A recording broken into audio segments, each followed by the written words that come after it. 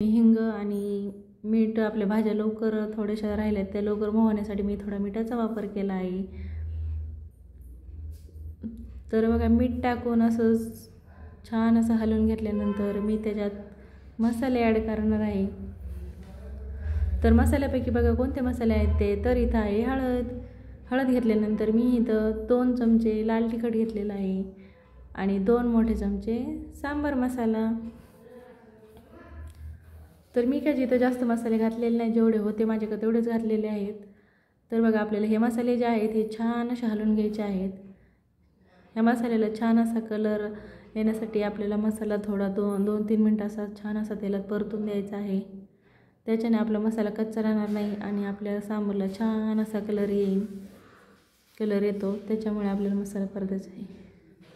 मसाला परतून झाला की आपल्याला त्याच्यामुळे मेन जी गोष्ट आहे ती म्हणजे चिंच आणि गुळाचं पाणी, त्याच्यानं आपले सांबार छान आंबट आणि गोड चव लागते, ते घालायचं आहे।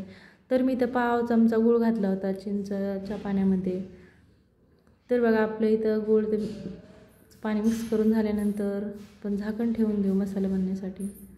तर इथं बघा आता आपण डाळ कुकरला टाकली होती, ती शिजली का पाहू। तर बघा आपली डाळ छान अशी तयार झाली आहे आणि इकडं सांबारचा पण मसाला छान असा तयार झाला आहे। तर आपण आता त्याच्यामध्ये डाळ टाकून घेऊ।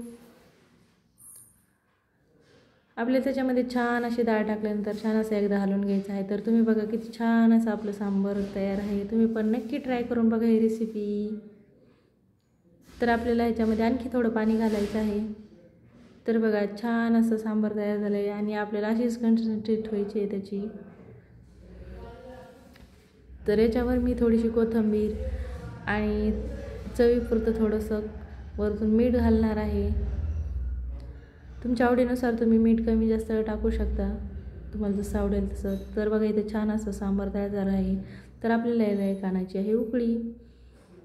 बघा सांबारला छान अशी उकळी आल्यानंतर बघा छान असा कलर आहे। व्हिडिओ आवडल्यास लाईक, शेअर आणि चॅनलला सबस्क्राईब करा। धन्यवाद।